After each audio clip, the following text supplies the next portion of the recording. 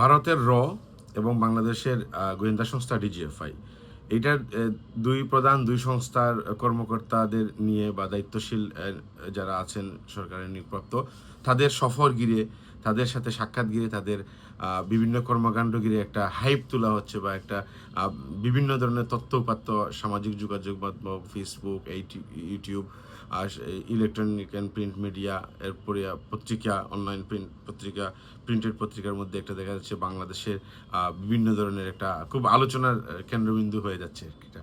তো বিষয়টা হচ্ছে যে বাংলাদেশের গোয়েন্দা সংস্থার প্রধান, ডিজিএফআই প্রধান ভারতের সফরটা এটা নিয়মতান্ত্রিক একটা প্রক্রিয়া। যদিও আমরা জেনেছি যে চিকিৎসা পারপজে এখানে অন্তর্ভুক্ত ছিল, পরবর্তীতে আইএসপিআর থেকে আরেকটা বিবৃতি প্রদান করা হয়, সেটা থেকেই অনেক বিষয় আপনারা জেনে গেছেন ইতিমধ্যেই। কিন্তু কথা হচ্ছে যে পৃথিবীর প্রতিটা দেশেই যেই যারা গোয়েন্দা অপারেশন কার্যক্রম পরিচালনা করেন, সব দেশেই গোয়েন্দা তথ্য আদান প্রদান করেন, একটা পারস্পরিক সহযোগিতা, সহমর্মিতা। পৃথিবীর প্রতিটা গোয়েন্দা সংস্থা তাদের ইন্টারনালি ভিউ এক্সচেঞ্জ করে থাকেন এবং এক দেশে আরেক দেশে সফর করে থাকেন, পারপাসলি করে থাকেন। এটা কূটনৈতিক সম্পর্কের উপর অনেকটা নির্ভর করে। যেহেতু বাংলাদেশে নতুন একটা সরকার আসছে, নতুন সরকারের কার্যক্রম চলমান হয়েছে, নতুন গোয়েন্দা প্রধান ডিজিএফআই প্রধান নিয়োগপ্রাপ্ত হয়েছেন, সেহেতু এইখানে ভারতের গোয়েন্দা প্রধানের সাথে প্রধানের সাথে প্রতিনিধির সাথে ভারতে বৈঠক করা বা বাংলাদেশের ভিউ এক্সচেঞ্জ করা, এগুলো একটা স্বাভাবিক, একটা নিয়মতান্ত্রিক এবং গতানুগতিক একটা প্রসেস আর কি, এটা যেটা আন্তঃরাষ্ট্রীয় একটা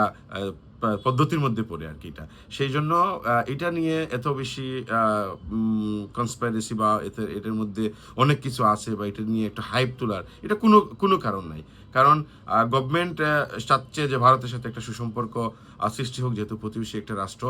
ভারতও চাচ্ছে যে বাংলাদেশের একটা সুসম্পর্ক হোক বাংলাদেশের সাথে, বাংলাদেশের জনগণের সাথে। এইটার মধ্যে যদি বাংলাদেশের গোয়েন্দা সংস্থা বা ভারতীয় গোয়েন্দা সংস্থা একটা কানেক্টিভিটি দুই দেশের জনগণের মধ্যে করে দেয় বা দুই দেশের পারস্পরিক শান্তি, সহমর্মিতা, সহযোগিতা এবং দুই দেশের স্বাধীনতা সার্বভৌমত্ব রক্ষার জন্য যদি গোয়েন্দা সংস্থাগুলো এরকম ভিউ এক্সচেঞ্জ কার্যক্রম বা যৌথ কোনো কার্যক্রম গ্রহণ করে থাকে, পদক্ষেপ গ্রহণ করতে, সেটা অবশ্যই অপ্রশংসনীয় এবং এটা অবশ্যই সেই ক্ষেত্রে গোয়েন্দা সংস্থা বা সাহায্য করা প্রয়োজন। আমি যদি এটা আমার ব্যক্তিগত অপিনিয়ন থেকে আমি বলতেছি, সেইটা নিয়ে এমন কোনো বিবৃতি বা কাউকে ক্ষমতায় নিয়ে আসতেছে বা গোয়েন্দা সংস্থাগুলা অন্য বিভিন্ন কাজ করতেছে, এটা নেগেটিভভাবে ভাবার কোনো অবকাশ নাই। সেইটা হচ্ছে যে দেখবেন পৃথিবীর প্রতিটা দেশের গোয়েন্দা প্রধানরা, গোয়েন্দা সংস্থার প্রতিনিধিরা বিশ্বের বিভিন্ন দেশে যাচ্ছে।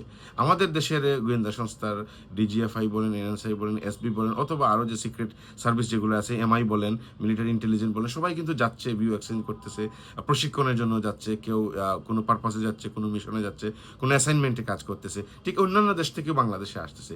এটা এমন কোনো বিষয় না বা বিগ ডিল না, এটা একটা গতানুগতিক প্রক্রিয়া। তো এইটার এই বাংলাদেশ ভারত সম্পর্কটা স্বাভাবিক হোক এবং স্বাভাবিক পর্যায়ে গোয়েন্দা সংস্থা যেভাবে কাজ করে যাচ্ছেন, বাংলাদেশের কূটনীতিবিদরা এবং কূটনীতিক মহল এবং দেশের জনগণ যেভাবে কাজ করছেন, সেটাকে অবশ্যই দেশের জনগণ হিসেবে সবাই সাধুবাদ জানান এবং সহযোগিতা করেন।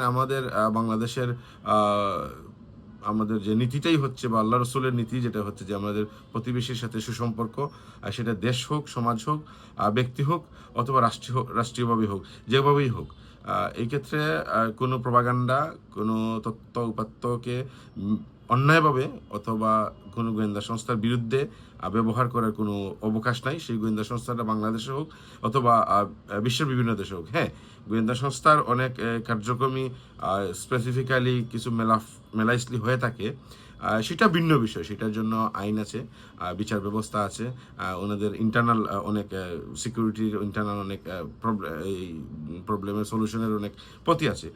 মোট কথা হচ্ছে যে এই গোয়েন্দা সংস্থার যে নজরদারিতার যে নজরদারি কার্যক্রম, সেই গোয়েন্দা সংস্থাগুলা দেশের স্বার্থে, জনগণের স্বার্থে এবং দেশের স্বাধীনতা সার্বভৌমত্বের স্বার্থে কাজ করে থাকে। সেই গোয়েন্দা সংস্থা বাংলাদেশের হোক কিংবা বাংলাদেশের বাহিরে হোক, বাংলাদেশের গোয়েন্দা সংস্থা ওনারা বাংলাদেশের জন্য কাজ করেন, বিদেশের গোয়েন্দা সংস্থা যারা আছেন তারা তাদের দেশের জন্য কাজ করেন।